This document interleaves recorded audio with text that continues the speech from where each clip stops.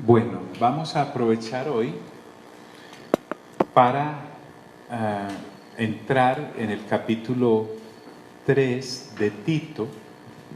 Tito, recordemos, fue dejado por el apóstol Pablo en Creta para que corrigiese cosas que dentro de las congregaciones que había en diferentes ciudades de Creta estaban ocurriendo. Tito entonces es como el obispo que el apóstol Pablo deja allí, y dentro de sus funciones hay un sinnúmero, entre ellas dar instrucciones a los ancianos, dar instrucciones a las ancianas, a los jóvenes, a las jovencitas, también defender la sana doctrina, porque había mucha falsa doctrina que se estaba colando o metiéndose en las congregaciones.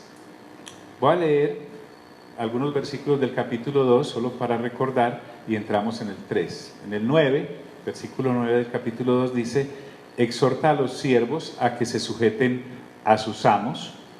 En este caso, él, como la persona dejada allí para orientar a las personas que estaban dentro de la congregación, ahora trae una palabra para los siervos, y ya le dedicamos un buen tiempo a este asunto, así que solo voy a leer.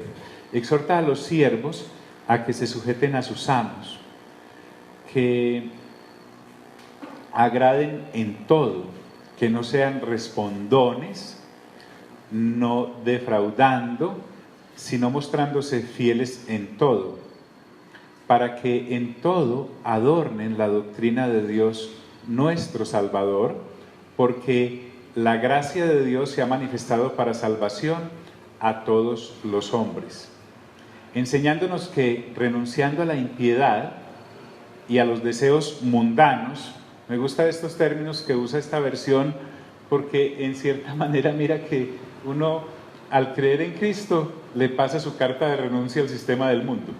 Dice, enseñándonos que, renunciando a la impiedad y a los deseos mundanos, vivamos en este siglo sobria, justa y piadosamente, como en la nueva vida que he sido contratado y que me ha sido entregada. Con una expectativa, y no podemos perder esto de nuestra vista, aguardando la esperanza bienaventurada y la manifestación gloriosa de nuestro gran Dios y Salvador Jesucristo. Mira cómo en todas sus cartas el apóstol inculca a los creyentes, empezando por quienes los lideran, que hay un momento en el cual el Señor va a retornar y realmente todo esto se va a manifestar como debe de ser en toda su extensión. Ese Señor Jesús, quien se dio a sí mismo por nosotros para redimirnos de toda iniquidad y purificar para sí un pueblo propio, celoso de buenas obras. O sea, el Señor nos aparta para Él. Celoso de buenas obras es viviendo una vida conforme a lo que el Espíritu Santo propicia en nosotros. Y le termina diciendo: esto habla y exhorta y reprende con toda autoridad, que nadie te menosprecie. Porque este Tito, al igual que Timoteo, eran personas jóvenes y no debían permitir que su juventud fuera excusa para no ahondar en el conocimiento de la verdad revelada en Cristo Jesús, o para ser menospreciados por aquellos que, siendo mayores en edad o mayores en conocimiento, pudiesen no tenerlos con la suficiente seriedad en cuenta para que los dirigiesen.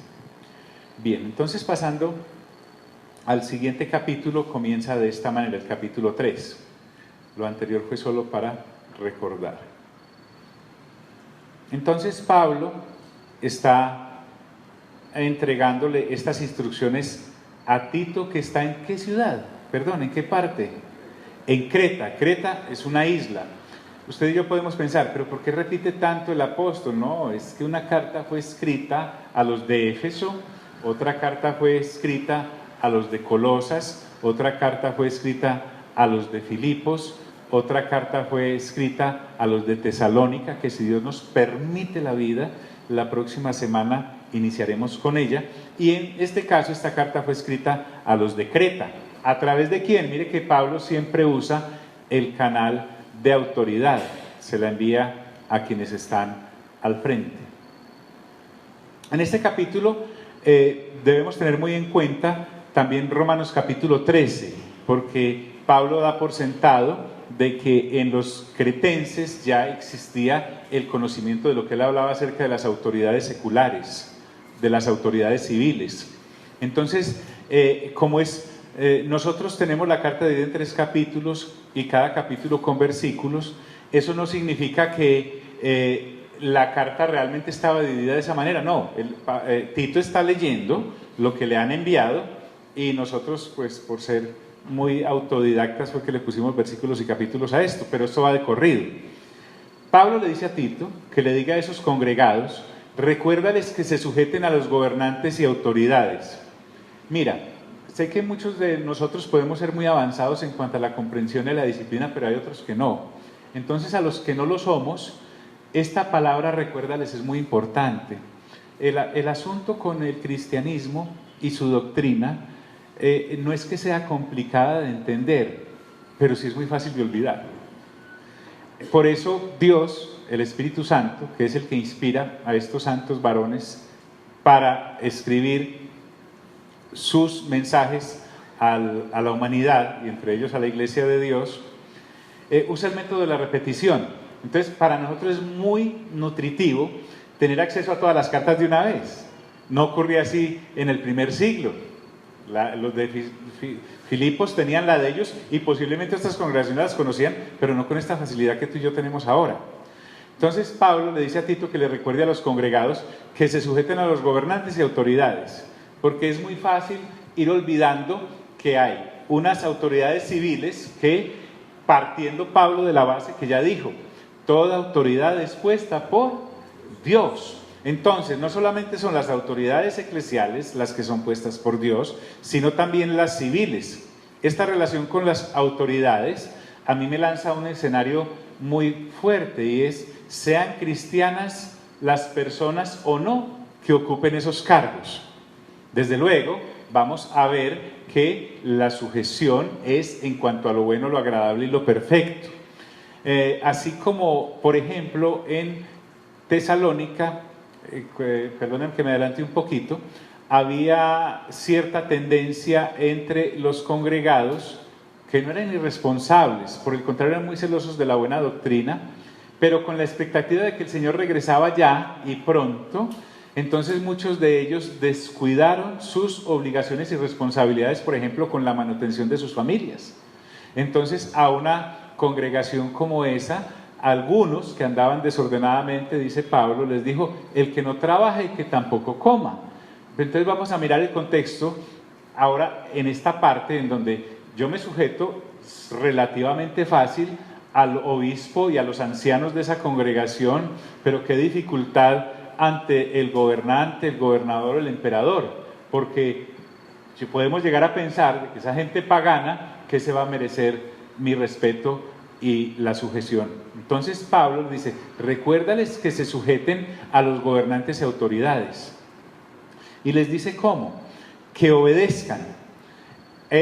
Cuando les hablo de que le obedezcan, esto no lo priva a uno de oponerse a la opresión o al libre ejercicio de la adoración. En este tiempo todavía el sistema no se había levantado en todo su furor, a tal punto que en el siglo segundo o tercero los creyentes prácticamente tuvieron que desertar, tuvieron que les recomiendo, mira que hay libritos interesantes. Hay un libro que se llama Los mártires de las catacumbas. Es un librito así sencillito que cuenta la historia de un funcionario romano que llega a los pies del Señor, y cómo tienen y existen pruebas arqueológicas de eso, de cómo el imperio en algunas ciudades, especialmente en la capital, empezó a llenarse de cuevas y catacumbas que eran usadas por los creyentes para poderse movilizar, que antes eran usadas como cementerios o tumbas. Que obedezcan, pero también no debo usar puedo ponerme a la presión cuando se me coarte el libre ejercicio de mi adoración para no sujetarme en lo que sí es correcto. ¿Sí me estoy haciendo entender hasta ahí? Entonces, lo que Pablo quiere decirnos es, muy bien, el Señor viene pronto. Pronto es que 1000 años para Él es como un día, y un día es como 1000 años. Nosotros ya estamos en la esfera de entender qué es la eternidad de Dios y que realmente este espacio y tiempo pasa a ser algo tangencial. Entonces, Pablo les dice, muy bien, vamos a estar a la espera del Señor, vamos a estar muy sujetos a lo que es el mover del cuerpo de Cristo en cada una de nuestras funciones, pero también estamos frente a un escenario civil que no podemos desconocer. Y dice, que estén dispuestos a toda buena obra. Cuando habla acá de toda buena obra, Pablo ya me ha circunscrito el escenario, es decir, sean buenos ciudadanos, a eso se está refiriendo. Sirvan a sus comunidades, estamos hablando del barrio, de la comuna, de la ciudad. Háganle, si es posible que algunos entre ustedes recuerden que Lucas le escribe el Evangelio a un señor llamado ¿cómo? Dígalo, ¿cómo se llama? Teófilo. Y Teófilo, cuando él le dice, oh excelentísimo Teófilo, se estaba refiriendo a que este señor ocupaba un cargo prominente dentro del sistema romano de gobierno. Entonces, si es posible, si usted dentro de sus labores le correspondió estar en esa área política, hágalo y hágalo bien. ¿Sí me hago entender? Entonces no es un aislarnos como el ejemplo que hablábamos del rapto, qué rico irme para no sufrir, sino sea sal ahí donde está y muestre cómo un hijo o una hija de Dios puede ser también representante del reino que estamos hablando, donde lo coloquen. Ser buenos ciudadanos, servir a la comunidad, en la caridad también. Mire que esto lo podemos hacer a través de fundaciones, porque Dios a propósito hace salir el sol ¿sobre quiénes? Sobre justos y ¿qué? E injustos, y hace llover también sobre justos e injustos, que estén dispuestos a toda buena obra, que a nadie difamen. Leí algo muy lindo, creo que lo decía Wesley, acerca del tema de conversación que debe a los creyentes ocupar, si es dado el caso de hablar de otra persona ausente o de una institución, debo hacerme o pasarlo por el sedazo de 3 cosas. Primero, ¿lo que están diciendo es verdad o solo es un rumor? Segundo, ¿lo que están diciendo es bondadoso? Así como el Espíritu Santo que habita en mí me habla de amor, gozo, paz, paciencia, benignidad, bondad. ¿Es bueno eso que estamos hablando de esa persona, de esa institución? Y tercero, ¿es necesario eso que se está aportando? Entonces, uno muchas veces participa en difamaciones no sin darse cuenta, consciente, completamente, por el escenario que está ocupando. Entonces, es que esto no lo estoy hablando ni en la iglesia, ni con hermanos. Imagínate, todavía más con gente que no conoce del Señor. Entonces, uno a veces tiene oportunidad de participar en un grupo en donde está hablando cualquier basura de cualquier asunto que a la humanidad le compete. Si lo que Dios te tiene ahí es haciendo presencia para pescar a esa gente para el reino de Dios y su justicia, lo que puedes aportar es un silencio notorio en esa clase de conversaciones. Y muchos de ellos se van a preguntar, bueno, ¿y por qué tan callado? Si hay la suficiente entereza para decirles por qué no, o aportar al tema de la manera correcta desde el punto de vista de las Sagradas Escrituras. Es importante eso, que a nadie difamen, que no sean pendencieros. La época del creyente pelietas es para el que es niño o carnal. Una persona que esté renovando realmente su mente debe evitar pleitos y riñas. No significa ser pusilánime, sino saber que esa ya no es nuestra naturaleza y que eso no lleva a ningún lugar que nos valore Dios, por ejemplo.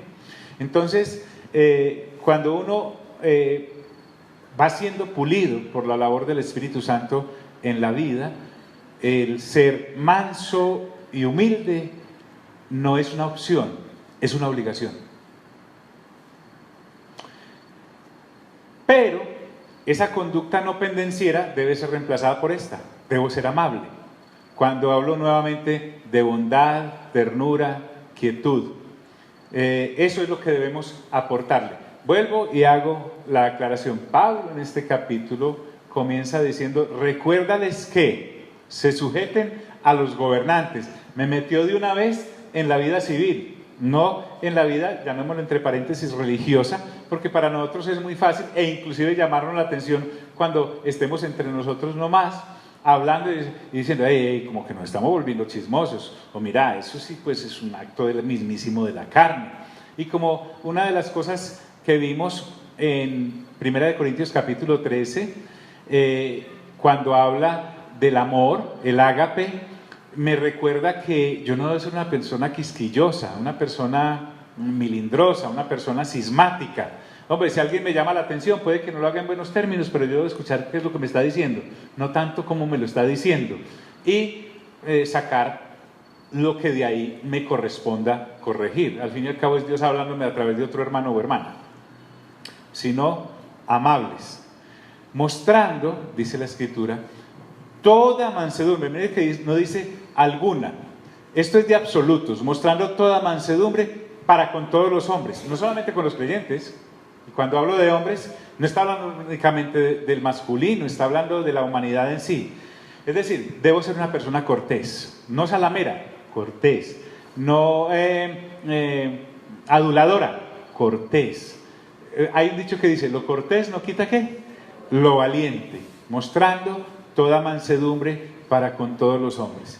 Y ahora hace una comparación bellísima. Pablo, que yo me imagino hay una mala percepción por falta de lectura consciente de la persona del apóstol Pablo.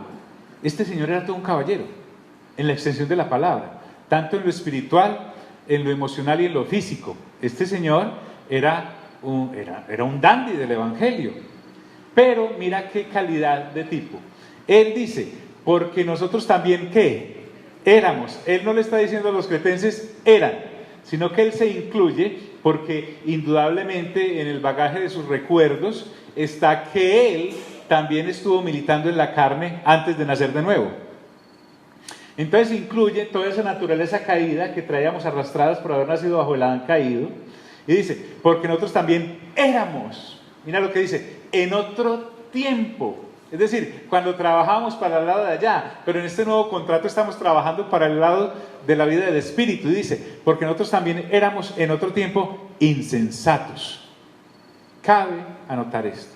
Siempre, amigos y amigas, debemos recordar de dónde fuimos sacados. Tenemos la gran ventaja de poder hacer un corte y saber, mira cómo era y ahora cómo soy.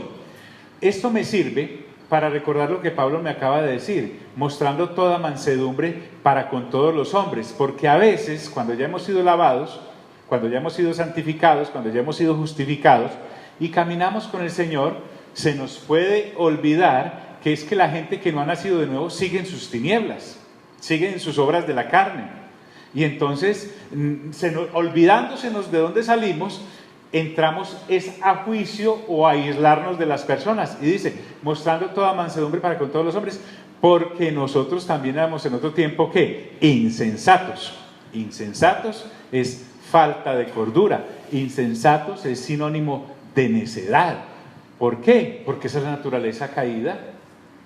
Y trae algunos ejemplos de esa clase de insensatez, de ese éramos. Por ejemplo, dice, lo otro es que, qué lindo que él se incluya. Mira, Pablo se mete con los cretenses, que a propósito, en uno de los capítulos anteriores les dijo que sus propios poetas o profetas decían acerca del cretense como tal que eran bestias. Pero entonces él se mete ahí, porque nosotros también éramos en otro tiempo insensatos, rebeldes, las palabras se explican por sí solas, extraviados, realmente no sabíamos para dónde íbamos, esclavos de concupiscencias y deleites diversos. Las concupiscencias y los deleites diversos, circunscriba todo eso a las obras de la carne. La concupiscencia son los apetitos desordenados de la carne. Entonces, y diversos, porque, por ejemplo, vemos que en Romanos capítulo 1 se nos hablan de 25 obras de la carne más o menos, en el capítulo 1, en Gálatas capítulo 5 de unas 17, en Primera de Timoteo capítulo 1 habla de otras tantas, y así sucesivamente, por la variedad de la actuación que las obras de la carne tienen. Y hace claridades, dice, vivíamos en malicia y envidia, maliciosos, siempre con el doble sentido en todas las áreas y codiciando lo de otros o anhelando, en fin.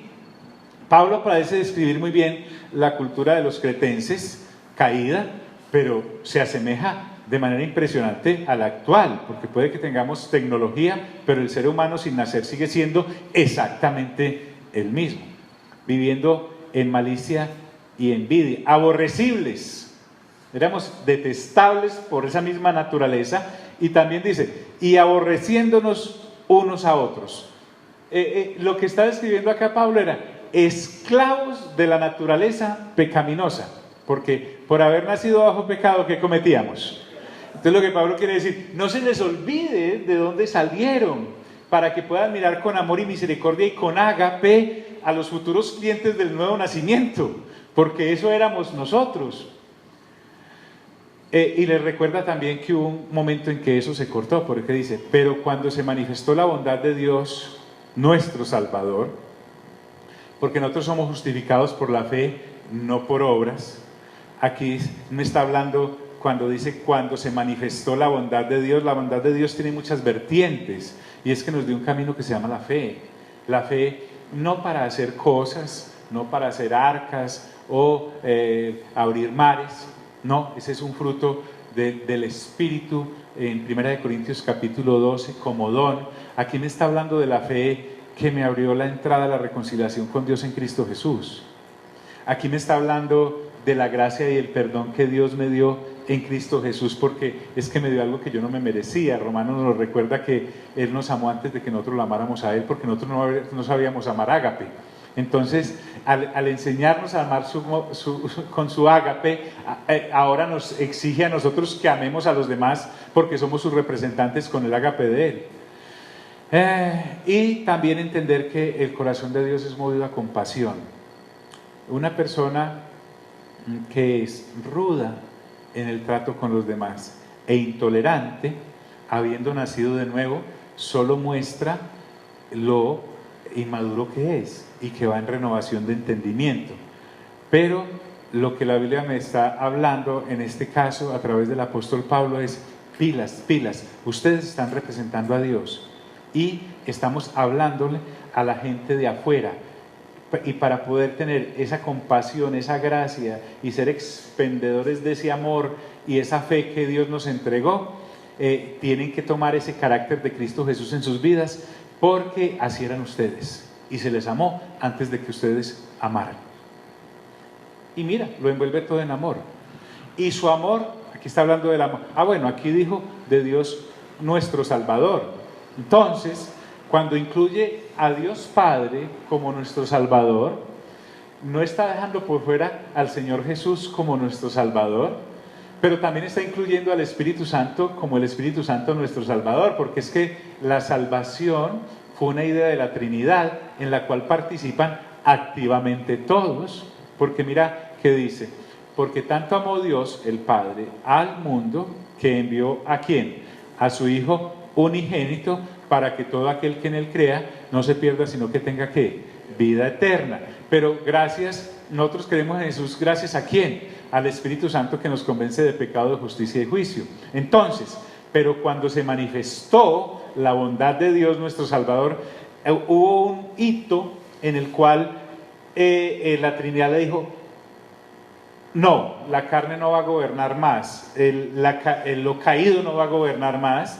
He aquí establezco mi reino y mi justicia para que todos aquellos que creyendo en Cristo Jesús empiecen a vivir de otra manera y se manifiesten a los demás de otra manera, porque son mis representantes.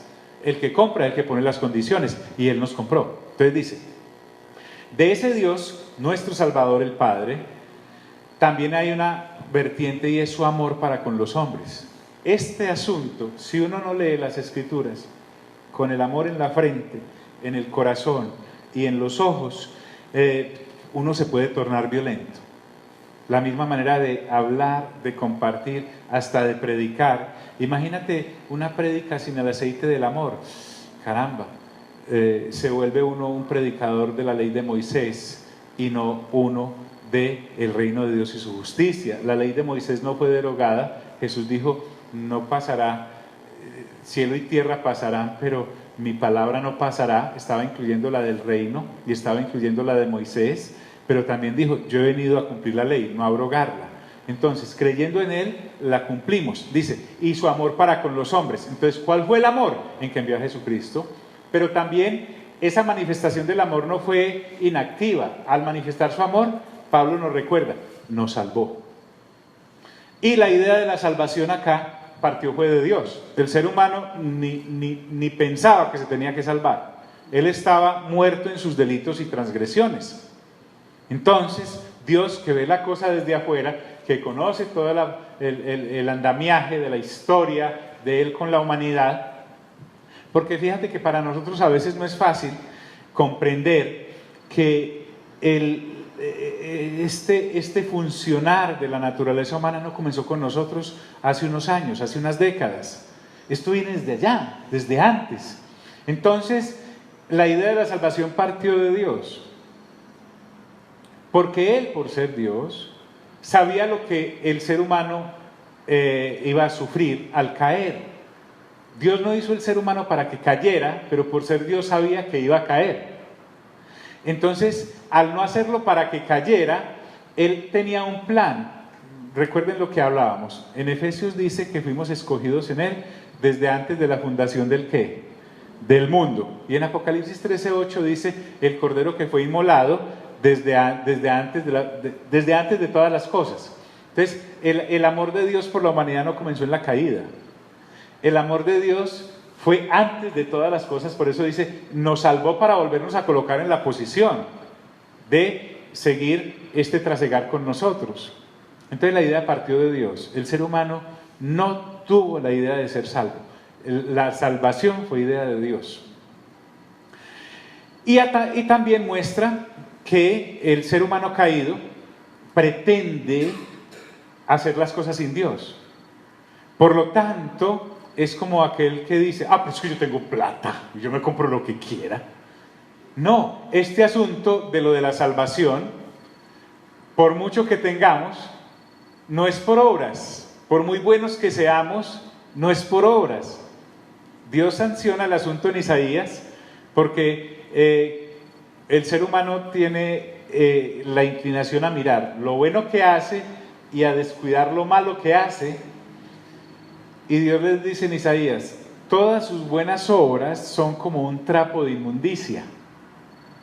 O sea, no es que no estén haciendo cosas buenas, sí, pero están viciadas por la plataforma de la cual salen, y es una naturaleza caída.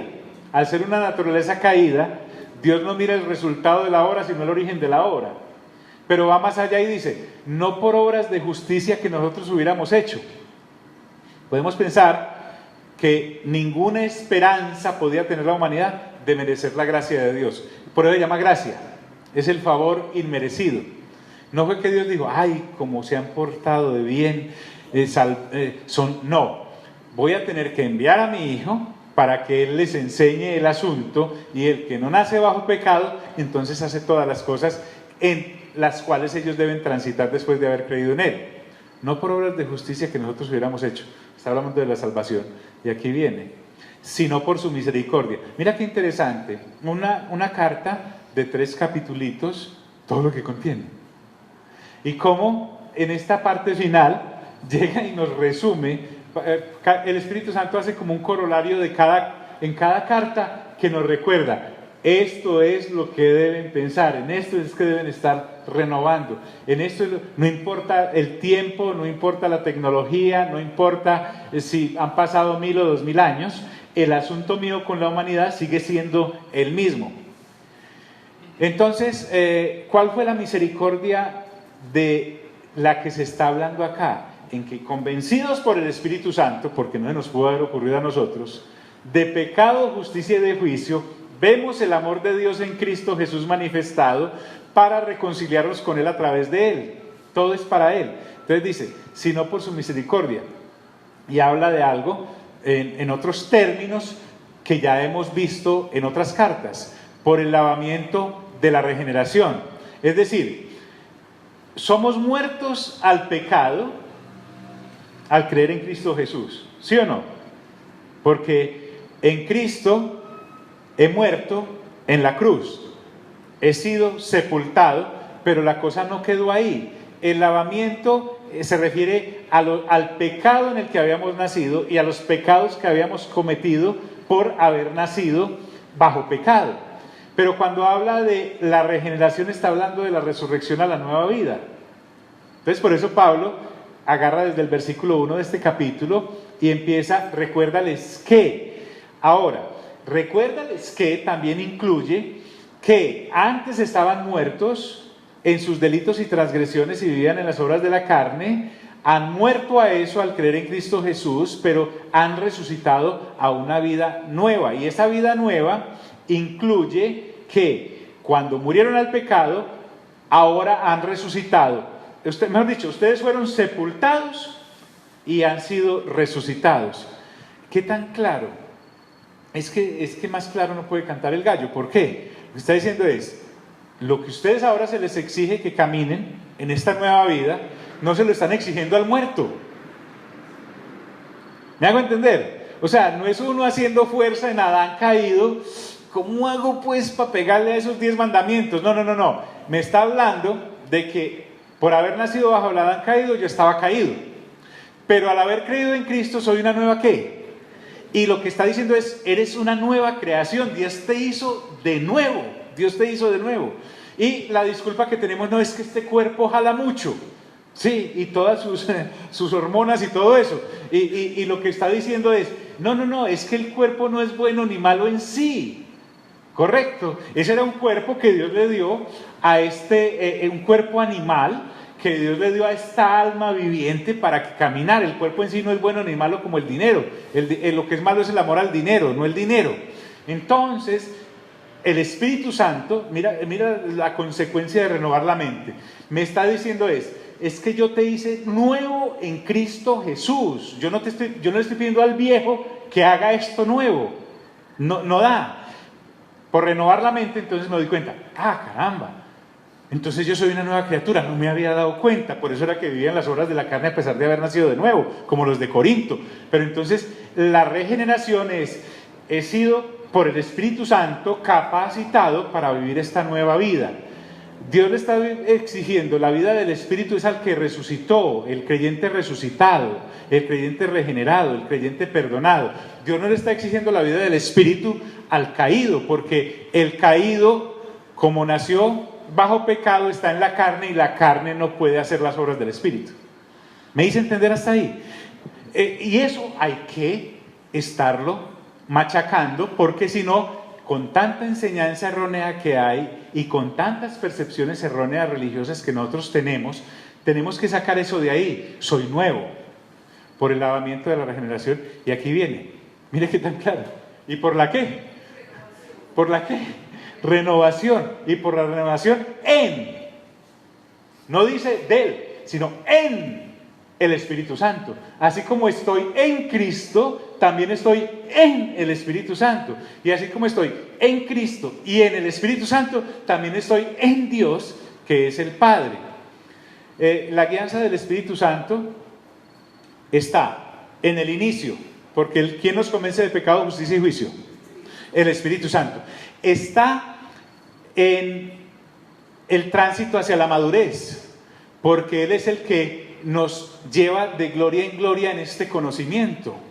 El mismo Espíritu Santo es el que nos ha sido dado como arras Si usted y yo leemos Romanos capítulo 8 bajo este prisma, nos damos cuenta que en Romanos capítulo 8 no le están exigiendo nada al que éramos o a la que éramos. Le están exigiendo todo al que nació en Cristo Jesús por la obra del Espíritu Santo, al que renueva su mente por la obra del Espíritu Santo, pero entonces está en los tres estadios del creyente: al inicio en su nacimiento, al transitar hacia su madurez, pero también en la plenitud, porque recuerden que el Señor Jesús dijo, yo me voy y juntamente con el Padre les enviamos el Espíritu Santo y Él les enseñará todas las cosas que, mejor dicho, entre ustedes y nosotros tres, Padre, Hijo y Espíritu Santo, no hay ningún secreto. ¿Por qué? Porque ustedes ya no tienen la naturaleza de Adán, no es uno luchando, Adán ahí como si fuera el que le trabaja al diablo, y el resucitado aquí como si fuera el que trabaja el Señor Jesús. No, el tipo ese murió. Pero por falta de renovación de mente y por enseñanzas religiosas erradas, todavía pensamos que es como una lucha entre alguna cosa, y no es así. Y por la renovación en el Espíritu Santo, guiados por el Espíritu Santo en el inicio, en la madurez y en la plenitud. Acerca de la persona del Espíritu Santo, miren la claridad de Pablo para unos cretenses, que nos sirve a nosotros. Ese Espíritu Santo dice, el cual derramó en nosotros, ¿qué? Alguien, por favor, me ayuda leyendo Juan 3:34.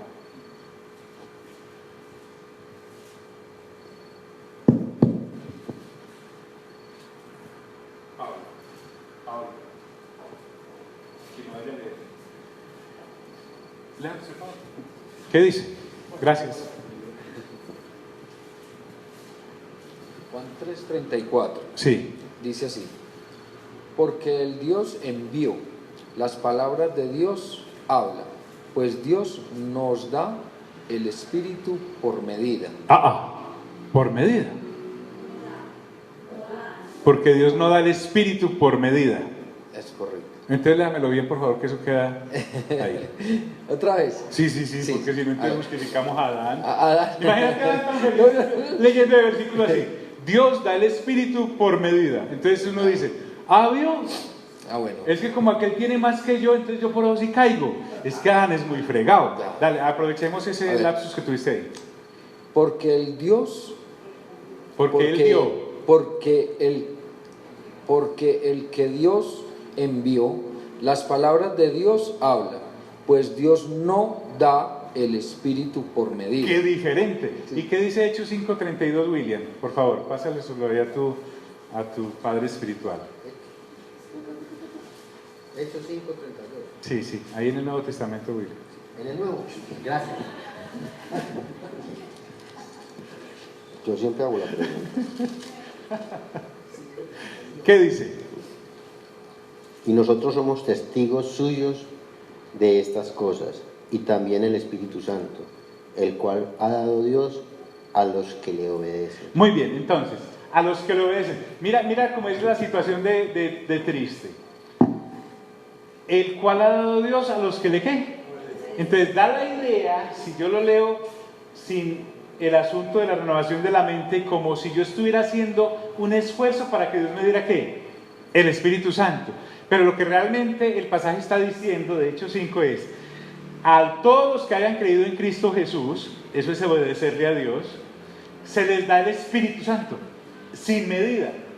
Y aquí, mira, allá en Hechos 5 creo que lo dice Pedro. En Juan capítulo 3 lo dice el Señor Jesús. Pero mira, aquí lo dice Pablo.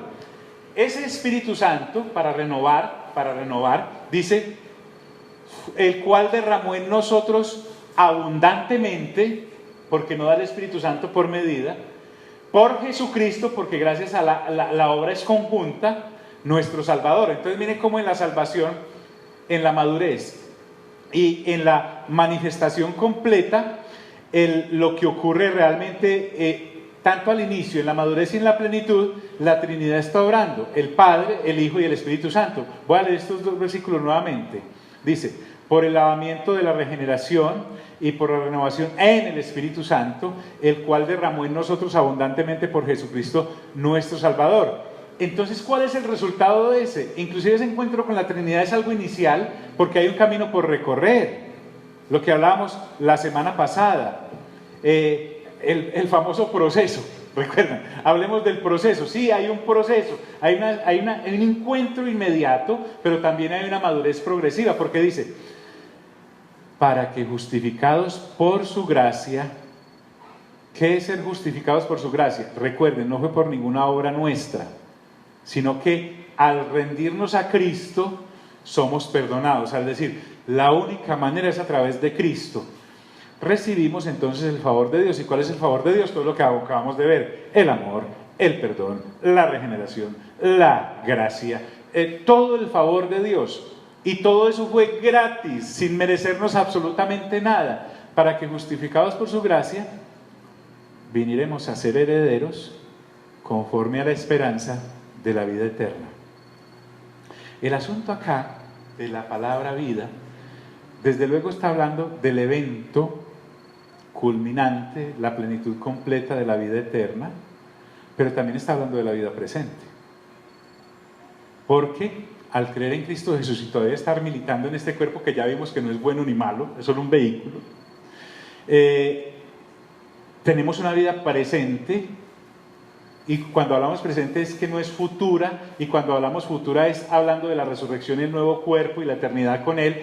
Es que después de haber creído en Cristo Jesús estando todavía en este cuerpo, yo debo dar frutos dignos de arrepentimiento, no por obras, sino gracias a la nueva naturaleza que hay en mí, al haber recibido a Cristo. ¿Nueva criatura qué? Soy. Entonces, al ser nueva criatura, vengo a ser heredero.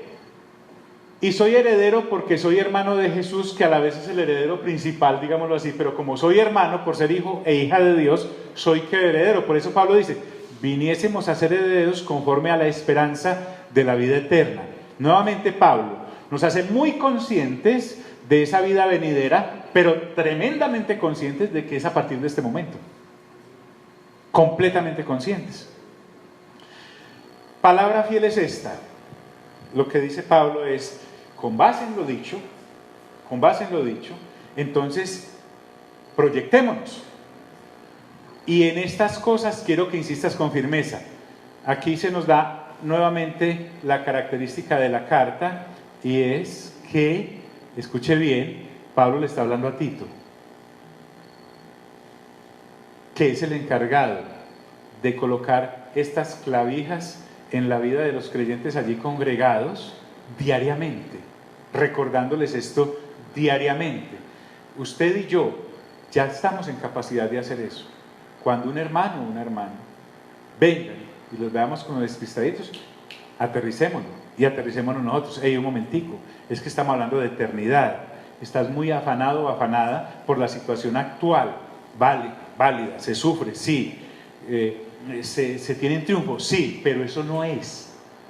Y esa reacción que estás o estoy teniendo está con base en la antigua naturaleza, la de las obras de la carne, la del Adán caído, y no tiene nada que ver con lo que el Espíritu Santo te está reclamando por ser tu habitante, y con lo que el Señor Jesús te está exigiendo por ser tu nuevo amo, y con lo que el Dios Padre está esperando de ti como hijo. Porque si yo sigo pensando como el caído, entonces no voy a salir de ese pantanero, teniendo todas las armas por la renovación del entendimiento dadas. Entonces Pablo le dice a Tito, y en estas cosas quiero que insistas. Mira que en lo que va de la carta no nos ha prometido jocosamente, como les digo, ninguna licuadora, ningún viaje, ni siquiera ropa nueva. Dice, y en estas cosas quiero que insistas. ¿Cuáles? Las que vine hablando durante toda la carta, con firmeza. Es decir, no se me mueva de ahí. No resbale la calidad del evangelio que le ha sido entregado desde la eternidad por cosas que nada tienen que ver con la eternidad.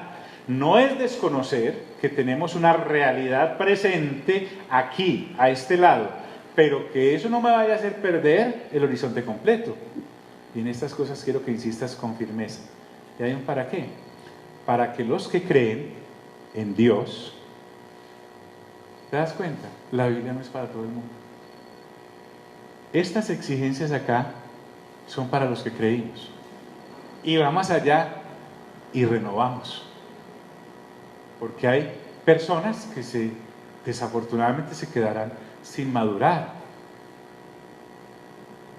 Para que los que creen en Dios procuren ocuparse en buenas obras.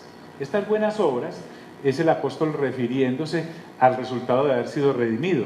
Nuevamente, no estoy haciendo buenas obras para lograr llegar a Dios, no, es que como por gracia llegué a Dios, desde esa posición de ya haber llegado, entonces hago las cosas para agradar a Dios, no para llegar a Dios. ¿Está claro eso? Entonces dice, para que los que creen en Dios procuren ocuparse en buenas obras. Permítanme, veo acá una cosita.